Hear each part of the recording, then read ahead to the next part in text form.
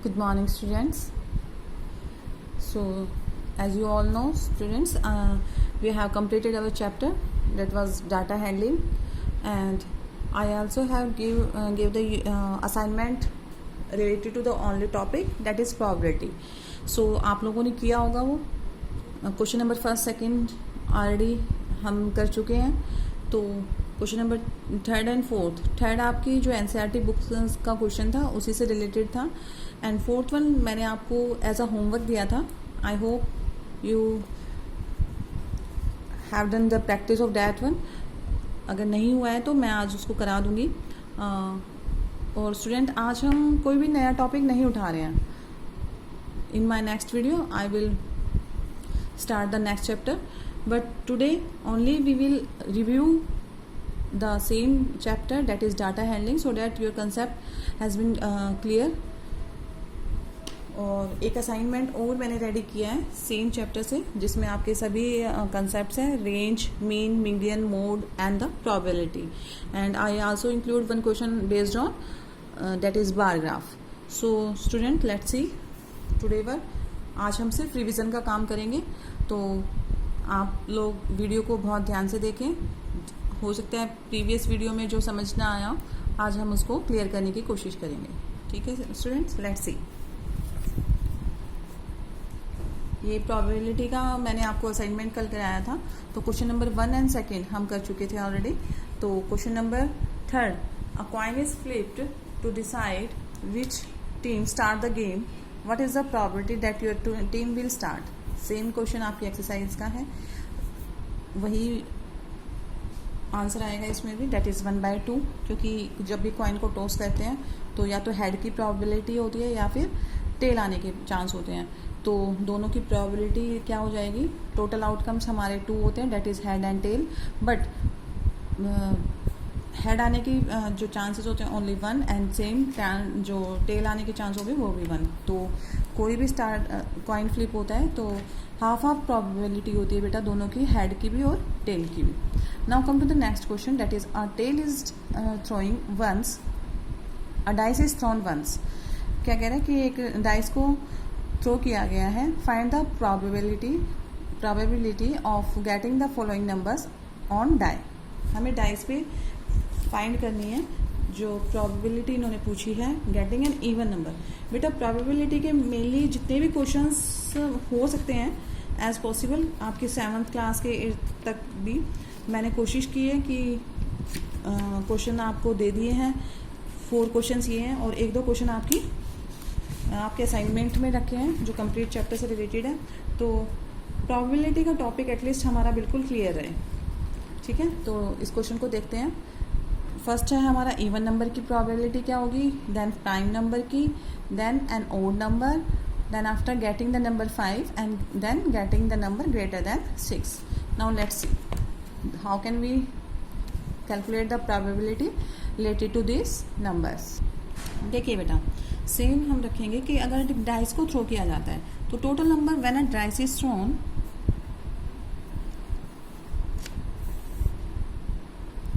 when a dice is thrown, total number of outcomes कितने होते हैं? total number of outcomes कितने हो जाएंगे? that is 6. so हमारा जो A पार्ट है, an even number,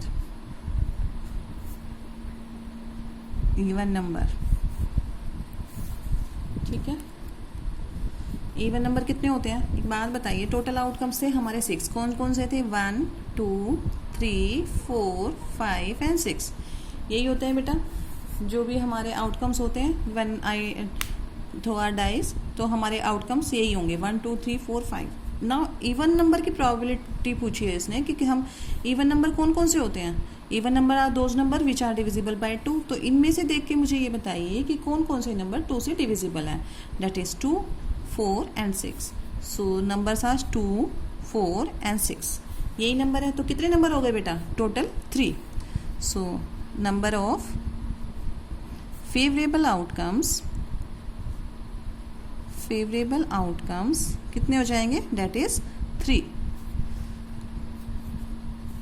तो आंसर कितना हो जाएगा, प्रोबेबिलिटी हम निकालते हैं, probability equals to number of favourable outcomes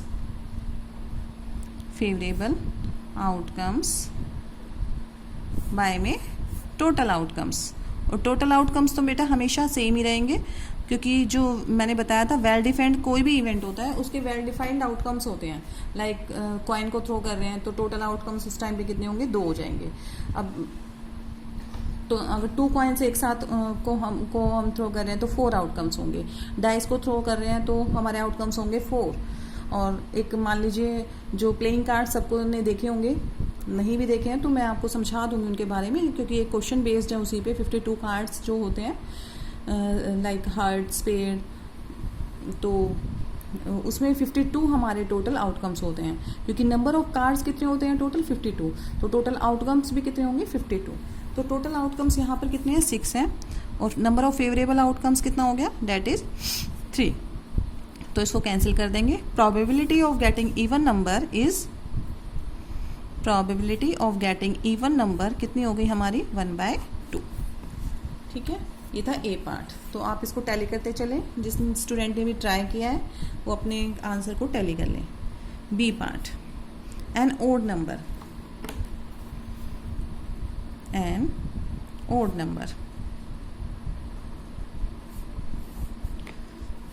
अब ओड नंबर 1 to 6 तक कौन कौन से होते हैं, दैट इज 1, 3 एंड 5, यही होंगे ओड नंबर। तो प्रोबेबिलिटी कितनी हो जाएगी बेटा, नंबर ऑफ, यहाँ पे लिख सकते हैं नंबर ऑफ फेवरेबल आउटकम्स कितने हैं, दैट इज 3 इक्वल्स टू 3 है ना, 1 to 3। तो हमारी जो प्रोबेबिलिटी हो गई ऑफ गेटिंग ओड नंबर, यहाँ पर आप ब्रैकेट में लिख भी सकते हो, of getting odd number equals to number of favorable outcomes, that is 3, total outcomes, that is 6. So if we cancel out, then it is 1/2. Again our empirical probability of getting an odd number while throwing a dice, that is 1/2. ठीक है, अब आते हैं सी पे। और sorry, B part आपका prime number था बेटा, तो हम उसको सी एज अ सी ले रहे हैं इसको, ये आपका सी ऑप्शन था। अब इसको बी हम यहाँ पर कह रहे हैं, तो आप भी ठीक कर लीजिएगा उसमें। जब आपके पास पीडीएफ आएगी तो पीडीएफ को थोड़ा देख के तब आंसर उतारिए। बी का आंसर यहाँ पर है prime number.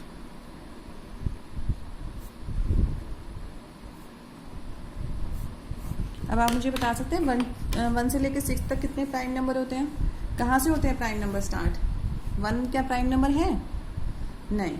2 is the smallest prime number, क्योंकि बेटा 1 तो जो प्राइम नंबर्स होते हैं वो क्या होते हैं, prime numbers are those number which are,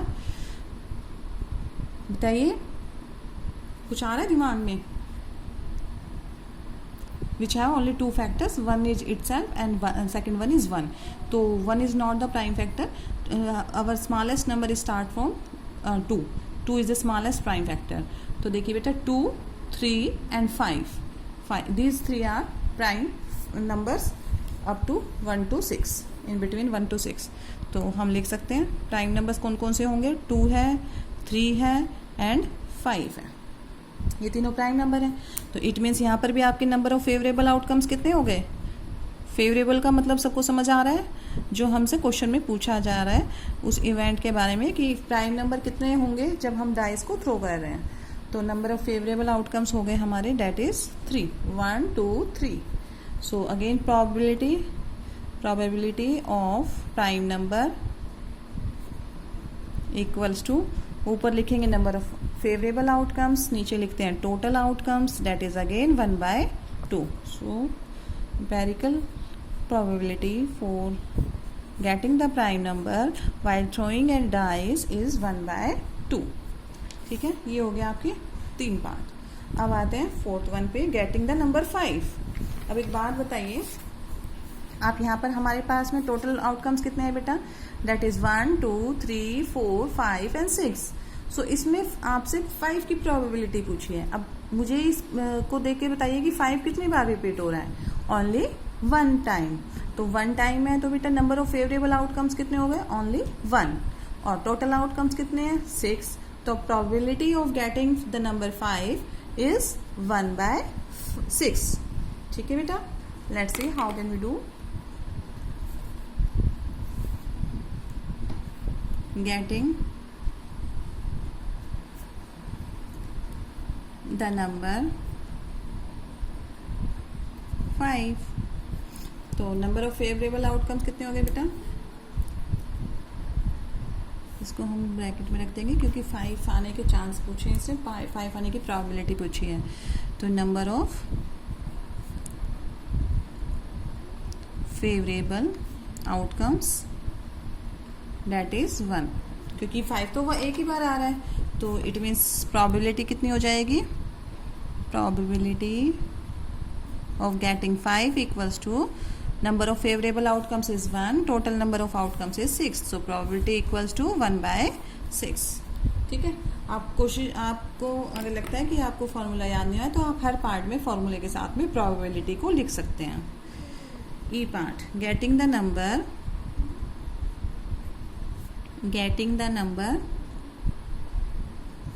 greater than 6, greater than 6। अब 6 से ज़्यादा आपको नंबर बताइए कितने होते हैं, क्या आता है कोई किसी के पास, वही क्वेश्चन है। फिर कल मैंने बोला था अगर किसी के पास ऐसी डाइस हो जिसमें 6 से ज़्यादा नंबर्स हाईलाइट हो रहे हो या दिख रहे हो किसी को, नहीं, तो probability of getting the number greater than 6 is 0। होता ही नहीं है 6 से ऊपर किसी के ऐसे डाइस तो है ही नहीं, क्योंकि ओनली डाइस है ओनली 6 फेसेस, और उस पर क्या होता है 1 से लेकर 6 ही नंबर्स होते हैं। ठीक है, तो it is probability equals to probability of getting greater than 6 equals to क्या हो जाएगी, number of favourable outcomes is 0 और नीचे 6 total outcomes and this is 0। ठीक है बेटा, दिस इज द आंसर। ठीक है, तो ये हमारा असाइनमेंट था related to the only topic 4 of probability. Now I also have made another assignment related to the complete chapter. तो बेटा उस असाइनमेंट को आप खुद करेंगे, और असाइनमेंट की देखिए कोशिश कीजिए, असाइनमेंट अगर आपको रजिस्टर के पेज पे कर लेते हैं आप, या फिर A4 साइज शीट आपको मिल रही है, अवेलेबल हो रही है, तो उस पर करके रखिए। हो सकता है हम लोग एज अ प्रैक्टिकल मार्क्स और एज अ असाइनमेंट और एज एन एक्टिविटी मार्क्स हम इन असाइनमेंट्स के जो भी हैं आप एक सभी पंच करके, जितने भी आपके आंसर शीट्स होती हैं उनको पंच करके एक फोल्डर में लगाएं, ताकि अगर स्कूल खुलते हैं और हम चेक करते हैं तो उस टाइम पे हम उसको एक्टिविटी बेस्ड हम आपको मार्क्स दे सकें। ठीक है, तो कोशिश कीजिए जितने भी असाइनमेंट, जैसे आपके चैप्टर 2 का मैंने असाइनमेंट दिया है, नो डाउट हम आप लोगों की जो भी जितने भी उनमें डाउट्स आ रहे हैं, क्वेरी आ रही है, तो हम at the time of revision और जब स्कूल खुलते हैं तो असाइनमेंट जब चेक होंगे, मैं चैप्टर वाइज सभी के असाइनमेंट चेक करूँगी, तो उस टाइम पे एक्टिविटी बेस्ड हम मार्क्स उनको दे सकते हैं। तो आप ये समझ के चलिए कि जितने भी असाइनमेंट दिए जा रहे हैं इनके मार्क्स लगेंगे, तो प्रॉपर तरीके से चैप्टर वाइज चैप्टर की हेडिंग डालें एक पे, अदरवाइज चैप्टर का आप किसी जैसे प्रॉपर वे में अरेंज करके रखें एक फोल्डर में, उनको स्टैपल करके या फिर उनको पिन अप करके एक फोल्डर बनाएं, और उसमें चैप्टर वाइज अपने जितने भी असाइनमेंट्स आपके पास जा रहे हैं उनको रखें। जो डाउट्स आएंगे वो डाउट्स पहले क्लियर किए जाएंगे, फिर उसके बाद आपके असाइनमेंट चेक कर लिए जाएंगे। ठीक है, और उन्हीं पे बेस्ड में आपको एक्टिविटी बेस्ड जो भी मार्क्स होंगे वो दे दिए जाएंगे। So please try to do them very clean and clear and in a proper manner. ठीक है बेटा, let's see the assignment based on the complete chapter. ये बेटे देखिए मैंने असाइनमेंट बनाया है, काफ़ी इजी क्वेश्चंस डाले हुए हैं, जिनको आप बहुत जनरल, मतलब जो जनरल क्वेश्चंस होते हैं related to the mean, median, mode and range, उसी से रिलेटेड क्वेश्चंस है। कोई आपको ऐसा प्रॉब्लम लग रही है तो आप उस क्वेश्चन को छोड़ सकते हैं। अभी मैं डिस्कस कर लेती हूँ, थ्रू आउट कर लेते हैं एक बार इन सभी क्वेश्चंस को, ताकि आपको करने में आसानी हो। उससे पहले बेटा जी एक बार हम अपने जो भी टॉपिक्स थे वो एक बार थ्रू आउट करेंगे। डाटा क्या होता है? Collection of the numerical facts and an information बताया था। किसी का भी ऐसा कलेक्शन किसी भी न्यूमेरिकल फैक्ट्स का, कोई भी इंफॉर्मेशन का, उसको हम क्या बोल देते हैं, डाटा बोल देते हैं। Each numerical figure in data is called observation. Number of observation मैंने बताई थी, जो भी डाटा में आपको ऑब्जर्वेशन दिया होता है, जो डाटा दिया होता है, that is called observation. Series of individual observation is called raw data. Frequency, कोई भी वेरिएबल है कितनी बार ऑकर हो रहा है, that is called the frequency of that variable. Range क्या होती है बेटा, रेंज याद है, कुछ स्टार्टिंग में कराई थी ना। Range is nothing, only if you have given any data, then highest observation minus lowest observation is called the range. Range का मैंने एग्जांपल दिया हुआ है। मीन सबको याद है। और मैंने एक चीज़ बताई थी बेटा, देखो ये आप लोगों के जो mean, median and mode, these are the central tendency. Central tendency find out करने के तरीके होते हैं ये मीन और मीडियन एंड मोड, ये 3 हमारे मेथड्स हैं। How can we find the central tendency of the given data. तो मीन क्या है, मीन को कैसे डिफाइन कर सकते हैं, it is like as average. Average और मीन में कुछ फर्क नहीं होता है, किसी भी चीज़ का एवरेज निकालते हैं। मैं आपसे ये बोलूँ कि आपके 5 सब्जेक्ट्स में 2020 में से इतने मार्क्स आए हैं, तो आप निकालते हो ना कि मेरे एवरेज मार्क्स कितने आए हैं, तो क्या कर देते हो, 5 सब्जेक्ट्स के मार्क्स जितने आए हैं उनको ऐड कर देते हो। नीचे क्या करते हो, नंबर ऑफ सब्जेक्ट्स लिख देते हो। नंबर ऑफ सब्जेक्ट्स 5 में से है तो उसका आपने क्या निकाल लिया, एवरेज निकाल लिया। सेम अर्थमेटिक मीन होता है बेटा। मीन क्या होगा, सम ऑफ ऑल ऑब्जर्वेशंस बाय में टोटल नंबर ऑफ ऑब्जर्वेशंस। ठीक है, जो भी आपको गिवन डाटा होगा उसमें ऊपर लिखेंगे आप सम ऑफ ऑब्जर्वेशन, सभी ऑब्जर्वेशन का सम कर देंगे, और नीचे क्या होगा हमारा total number of observations. Then after उसके बाद हमने कराया था मीडियन। मीडियन क्या बताया था, it is the middle most value. Median को मैंने काफ़ी अच्छे से 2 वीडियोस में बेटा आपको डिफाइन किया है। एक में हो सकता है समझ नहीं आया था, तो बच्चों की क्वेरी आई थी, डाउट्स आए थे 1-2 बच्चों स्टूडेंट्स के कमेंट्स में, तो मैंने उसको दोबारा से एक्सप्लेन किया था। तो आप लोगों को काफ़ी अच्छे तरीके से ये टॉपिक समझाया गया था मीडियन। मीडियन में सबसे पहले आपका जो फर्स्ट वर्क होता है, डेट इज जो फर्स्ट स्टेप होगा, that is you arrange the given data in ascending और डिसेंडिंग ऑर्डर, उसको अरेंज कर लेंगे। देन आफ्टर जब number of terms, number of observation जो है आपकी वो क्या है, ओड है, तो कुछ करना ही नहीं है, दोनों साइड से इक्वल नंबर छोड़ के जो मिडल मोस्ट वैल्यू होगी that is your median. And when your data is even, even के लिए मैंने क्या बोला था, दोनों साइड से वही डाटा को अरेंज करेंगे असेंडिंग और डिसेंडिंग ऑर्डर में, और मिडल के दो वैल्यू हम छोड़ते हैं। 2 वैल्यू ऐसे छोड़ा था हम लोगों ने ताकि, 1 मिनट में आपको दिखाती हूँ, जैसे एग्जांपल जो दिए थे मैंने। हाँ जी, देखिए जैसे यहाँ पर था हमारा, मैंने पहले आपको एक एग्जांपल दिया था, जब आपका नंबर ऑफ ऑब्जर्वेशन जो होंगी बेटा वो इवन होगी। इवन समझ रहे हैं, ये नंबर ऑफ ऑब्जर्वेशन इनको काउंट करना था। ये नंबर ऑफ ऑब्जर्वेशन कितनी थी, 10 थी, तो 10 में भी हम 2 मिडल के छोड़ देते हैं। 2 मिडल के छोड़ेंगे तो कितने बच गए, 8 बच गए। अब 8 में से हाफ कर दो, 4 यहाँ से छोड़े थे और 4 यहाँ से, इक्वली लेफ्ट करते हैं हम दोनों साइड से, बोथ साइड, एंड देन जो बीच की 2 वैल्यू होती है उसका क्या कर देते हैं, हाफ। तो it is the median for even number of observation. इसके अलावा मैंने सीधा फॉर्मूला आप लोगों को बताया था। सीधा फॉर्मूला अगर आप देखते हैं तो ये होता है, median when the number of observation is odd, median is n+1 by में 2 th टर्म। याद रखें ये टर्म आती है आपके पास में, आप उस टर्म को काउंट करेंगे फ्रॉम द लेफ्ट और राइट साइड, वो आप लोगों की मर्जी है, कहीं से भी काउंट करिए after arranging it in ascending और डिसेंडिंग ऑर्डर। तो जो टर्म आती है फिर आप उस मीडियन को फाइंड आउट करते हैं। Similarly here if n is even, the median is calculated by this formula, that is n/2 th term plus n/2 + 1 th term by में 2।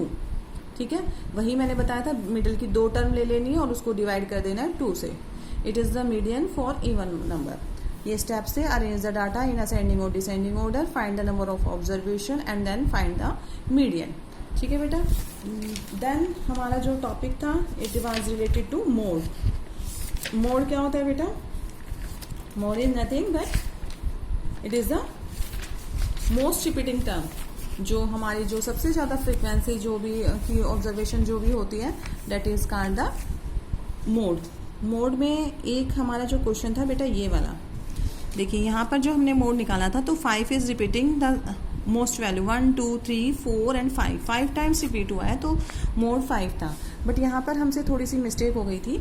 ये देखिए जो 13 है 1 2 3 बार रिपीट हो रहा था, और 17 2 बार रिपीट हो रहा है, और 15 भी 2 बार रिपीट हो रहा है, but 13 is repeating here 3 times. तो एक स्टूडेंट ने मुझे बोला था I think, but here 13 is repeating 3 times, तो 13 3 टाइम्स रिपीट हो रहा है, तो इट मीन्स मोड भी क्या होगा हमारा 13 होगा।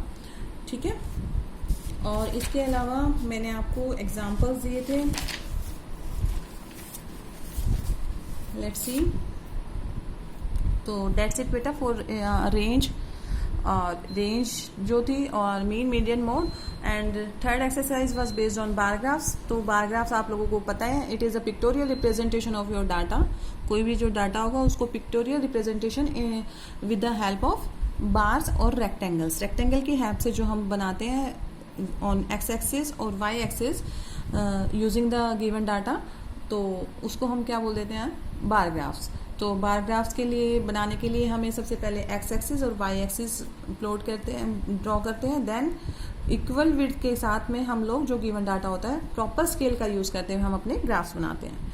देन आफ्टर प्रोबेबिलिटी का टॉपिक था। प्रोबेबिलिटी अभी अभी हमने कराई है। इट इज़ द चांस होता है जो एक तो प्रोबेबिलिटी 0 है तो इट मीन्स चांस भी 0 है, इम्पॉसिबल है। ठीक है, और प्रोबेबिलिटी अगर 1 है तो इट इज श्योर चांस होगा, और प्रोबेबिलिटी अगर 0 एंड 1 के बीच में लाई करे it means it is may be और may not be. So students, now see the assignment. It is overall review of your basic terms. Now assignment देख लेते हैं ताकि आप लोगों को करते वक्त दिक्कत ना आए, कि इसको एक बार थ्रू आउट कर लेते हैं। ठीक है, find the mean and median for the following data. ये आपको एक डाटा गिवन है, काउंट करेंगे नंबर ऑफ ऑब्जर्वेशन 1 2 3 4 5 6 7 8 9 10। तो आप लोगों को भी बहुत ध्यान से इस डाटा को लिखना है। 10 ऑब्जर्वेशन आते हैं, तो उसका मीन फाइंड आउट करेंगे। मीन क्या होता है, that is sum of observation by में नंबर ऑफ ऑब्जर्वेशन। ठीक है, then after median find out करने के लिए, मीडियन फाइंड आउट करना है तो अपने डाटा को किस में अरेंज करेंगे, असेंडिंग ऑर्डर में या फिर डिसेंडिंग ऑर्डर में, उसको अरेंज करके, because data is given as even number. 10 observation है, तो जो हमारा जो डाटा है वो किस में है बेटा, इवन नंबर ऑफ ऑब्जर्वेशन है, तो इक्वली दोनों साइड से छोड़ेंगे, और बीच के जो मिडल वन जो ऑब्जर्वेशन होगी बीच की 2, उसका क्या कर देंगे, हाफ कर देंगे। ठीक है, now come to the question number 2. If the mean of the given data 6, 10, 12, x, 16 is 14, find the value of x. आपको इसमें क्या करना है, x की वैल्यू फाइंड आउट करनी है। आपको कितने नंबर्स गिवन है, नंबर ऑफ ऑब्जर्वेशन गिनिए बेटा, कितने हैं, that is 5. So let's see. If the mean, इधर आपको मीन गिवन है बेटा, तो मीन का फॉर्मूला क्या होता है, मीन देखिए, mean equals to sum of observations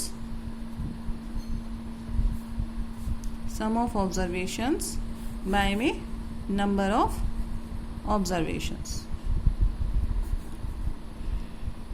यही होता है। तो मीन हमें पता है, आपको क्या निकालना है, ये x की वन है बीच में, x मतलब आपको 5 ऑब्जर्वेशन दे रखी है बेटा, तो सम ऑफ ऑब्जर्वेशन कर देंगे 6 + 10 + 12 + x + 16, यही करेंगे। और नीचे क्या होता है, नंबर ऑफ ऑब्जर्वेशन, तो डेट इज 5, और मीन कितना गिवन है, मीन इज 14, तो 14 की वैल्यू यहाँ पर रख देंगे, और उसके बाद आप इसको 5 यहाँ पर नीचे है, तो इधर जाके क्या हो जाएगा बेटा, मल्टीप्लाई, तो कितना हो जाएगा, दैट इज 14 × 5 = इनको प्लस कर देंगे, कितना, ये भी कितना हो जाएगा, दैट इज ये हो जाएगा आपका 44 + x, इन सबको ऐड कर देंगे।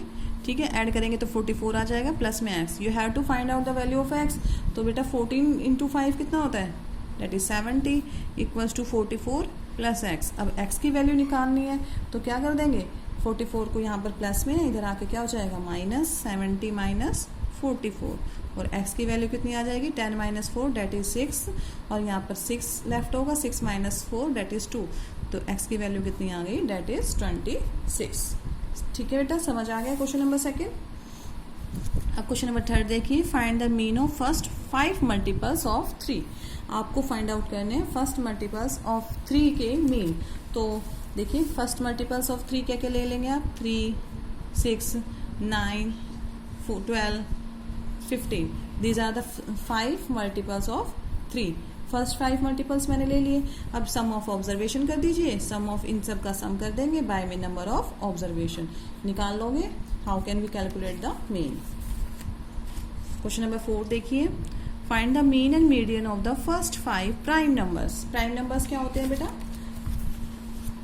विच have only two factor that is itself and 1। तो प्राइम नंबर सबसे छोटा smallest prime number that is 2, then 3, then 5, then 7।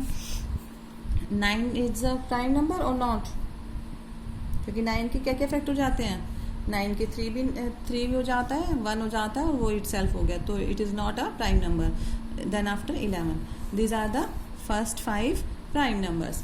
अब इसका क्या निकालना है आपको, मीन भी निकालना है और मीडियन भी निकालना है। तो मीडियन तो सिंपल दिख ही रहा है आपको, क्या हो जाएगा, because it is arranging in already arrange in ascending order. जब ये अरेंज है असेंडिंग ऑर्डर में तो 2 यहाँ से लेफ्ट करेंगे, 2 यहाँ से, और मिडिल मोस्ट वैल्यू क्या हो गई, दैट इज 5। तो मीडियन तो हमें दिख ही रहा है यहाँ पर, और मीन क्या हो जाएगा, सम ऑफ ऑब्जर्वेशन बाय में नंबर ऑफ ऑब्जर्वेशन। ठीक है बेटा। अब क्वेश्चन नंबर 5 देखिए, अ bag contains 5 white and red. एक बैग है, ये मैंने बैग बना दिया, ठीक है। बैग में 5 वाइट बॉल्स हैं, 1 2 3 4 5 ऐसे बना दीजिएगा, 9 रेड बॉल्स बना दीजिएगा, ठीक है। और 1 ball is drawn at random from the bag, find the probability of getting a white ball. White ball की आपकी प्रोबेबिलिटी निकालनी है, तो क्या कर देंगे, टोटल आउटकम्स निकालेंगे, कितने हो जाएंगे, टोटल आउटकम्स होंगे बेटा कितने, 14, ठीक है। 9 + 5 14 कर देंगे, और जब वाइट की प्रोबेबिलिटी बतानी है तो कितना हो जाएगा, 5/14। 9 रेड की प्रोबेबिलिटी कितनी हो जाएगी, that is 9/14। Given data, next question, the data given below show the production of motor bikes in a factory for the some months of 2 consecutive years. आप लोगों को क्या दे रखा है यहाँ पर, प्रोडक्शन, कोई कंपनी है, कंपनी प्रोडक्शन कर रही है किसका, मोटर बाइक्स का। तो सम मंथ्स, कुछ मंथ्स में बता रखा है, 2008 में और 2007 में 2 consecutive ईयर्स के आपको क्या दे रखा है, प्रोडक्शन ऑफ मोटर बाइक्स। फरवरी में कंपनी कर रही है 2700, 2008 में किया है, 2007 में था 2800। मई में 2008 में 3200, 4500। अगस्त में 2008 में किया था प्रोडक्शन 6000 बाइक्स का, और इसमें 4800 बाइक्स का। अक्टूबर में 2008 में 5000 और 2007 में 4800। दिसंबर में 4200 एंड 5200 इन 2007।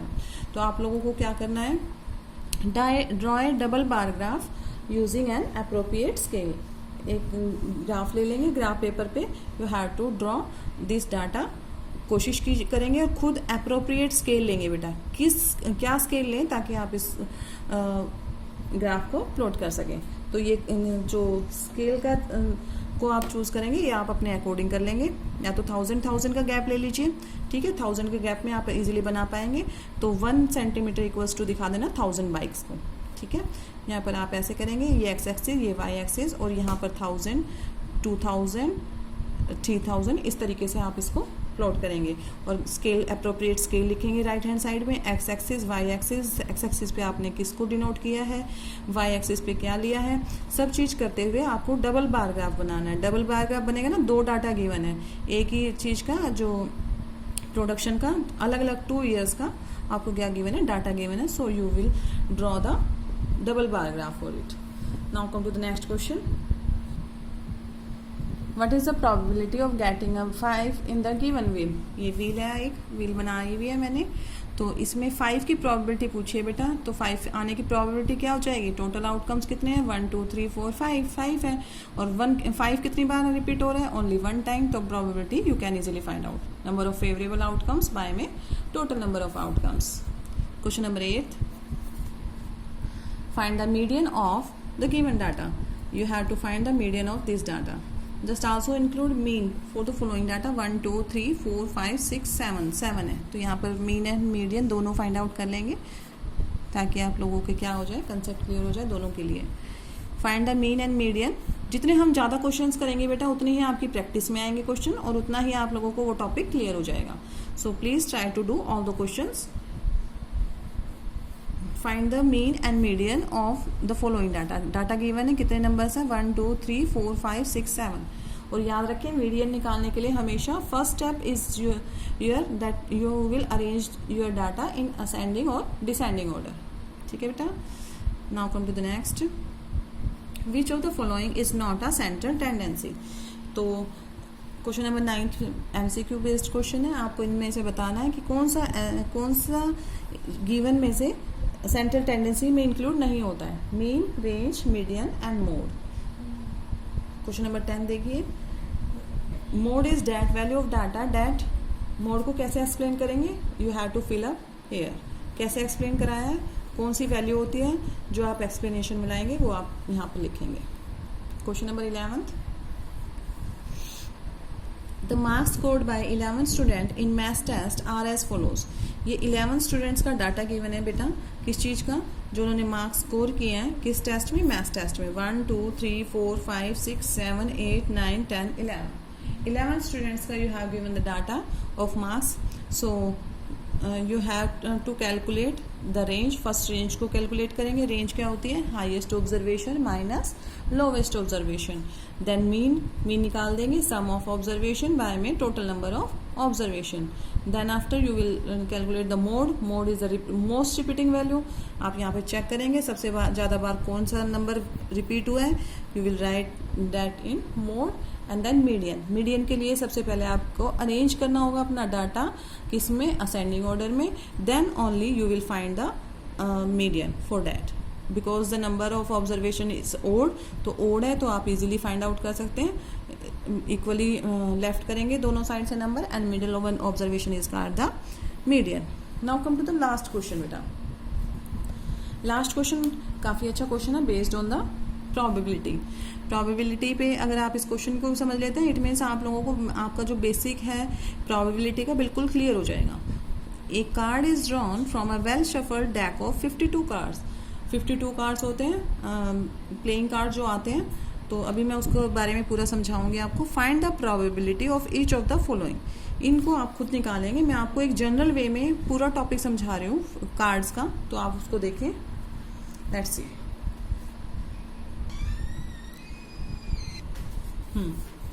देखिए बेटा, कार्ड्स में क्या होता है, हमारे पास में टोटल होते हैं 52 कार्ड्स. ठीक है. 52 कार्ड्स में से हमारे पास में 4 टाइप्स के कार्ड्स होते हैं. 4 टाइप्स का पहले कलर पे अगर बेस करते हैं तो हमारे पास में रेड एंड ब्लैक, यही 2 कलर होते हैं कार्ड्स के, रेड कलर में और ब्लैक कलर में. अब रेड में भी 2 टाइप के डिवाइड होते हैं. कौन कौन से, एक आपका हार्ट शेप होता है, ये शेप होती है, और second one is of diamond shape, और इसको बोलते हैं ब्रिक शेप भी बोल देते हैं. ठीक है. और ब्लैक में आपके पास जो होती है वो कौन सी होती है, एक तो ये वाली होती है ट्री शेप, और एक होती है शायद से I think spade. It is spade. ये ठीक है. ये आपके पास में 4 टाइप्स के जो होते हैं वो प्लेइंग कार्ड्स होते हैं. ठीक है. ये red colour, these both are of red color and these both are of black color. ठीक है बेटा. तो सभी जो कार्ड्स होते हैं वो 13 काउंट होते हैं. ये 13, ये 13, ये भी 13 और ये भी 13. ठीक है. और ये 13 है, इनके नाम भी याद रख सकते हैं. इसको हार्ट शेप बोल देते हैं, इसको डायमंड शेप बोल देते हैं, and it is of tree shaped I think.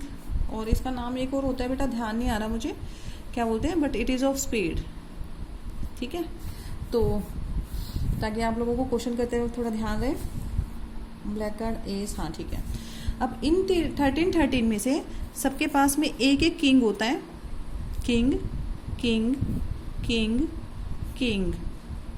एक एक क्वीन होती है. Queen queen queen and queen. And then after इनके पास क्या होता है, ये जनरल चीज़ें बता रही हूँ मैं आपको, ऐसा कुछ नहीं है कि ये बहुत भारी क्वेश्चन है ये, और कि भाई एग्जाम पॉइंट ऑफ व्यू से भी ऐसा नहीं है कि 4-5 नंबर का आएगा, बट यू शुड नो क्योंकि जो प्रोबेबिलिटी के मेन क्वेश्चंस होते हैं आपको not only in seventh 8th 9th 10th आप लोगों को 52 कार्ड्स वाला जो क्वेश्चन है वो आ जाता है। जितने आप हायर क्लासेस में भी जाएंगे 8th में भी 9th में भी 10th में भी तो इस पे बेस्ड क्वेश्चंस हो जाते हैं। तो इसलिए आप लोगों का बेसिक क्लियर कर रही हूँ मैं। क्वीन, उसके बाद होता है जैक जोकर को बोलते हैं, जो आप लोग गुलाम बोल देते हैं ना उसको। ये राजा, ये रानी, ये और ये इसको जैक बोलते हैं। एक एक जैक होता है सबके पास में और एक एक क्या हो जाता है एस मतलब इक्का, एस। ठीक है, तो ये 4 कार्ड्स होते हैं इंक्लूड सभी के पास में।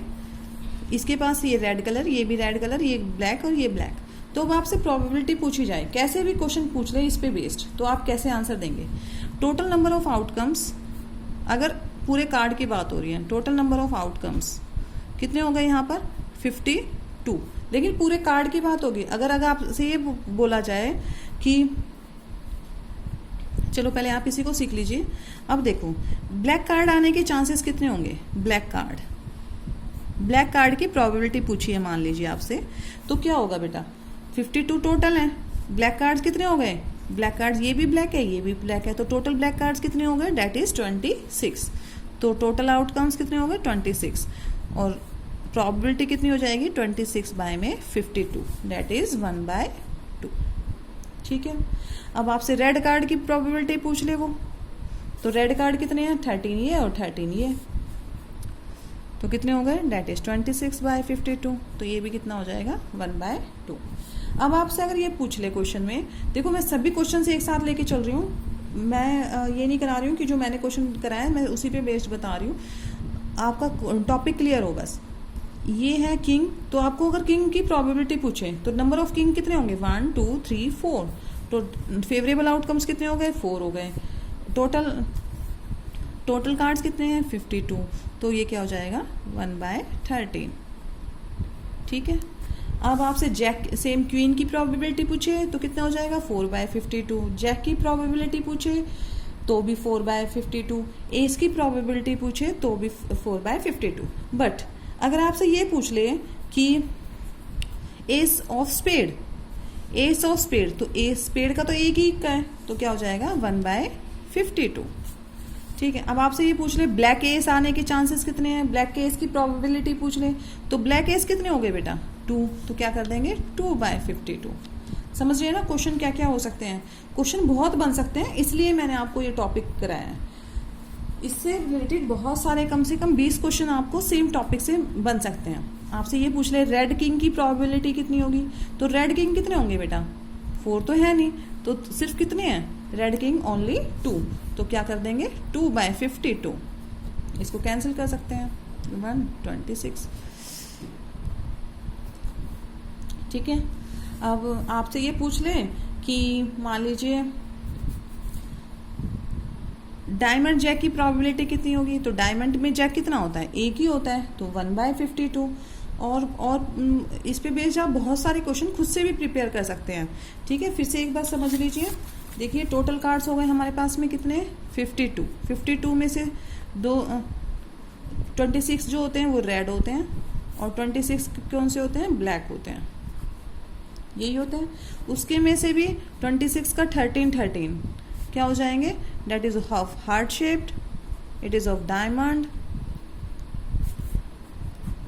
ब्लैक में that is spade and I think tree. इसका एग्जैक्ट नाम मुझे याद नहीं आ रहा है बेटा, तो इनके नाम मैं आपको एक्यूरेट तो क्लास में कभी फेस टू फेस होंगे तो मैं दोबारा से एक बार रिपीट करा देंगे टॉपिक को। ठीक है, तो 13 कार्ड ये 13 ये और 13 ये। ठीक है, तो ब्लैक की प्रोबेबिलिटी पूछते हैं तो इधर से निकालेंगे, रेड की प्रोबेबिलिटी पूछते हैं तो 26/52, सिमिलरली हार्ट की पूछते हैं तो 13/52, डायमंड की पूछते हैं तो 13/52, स्पेड एंड ट्री की।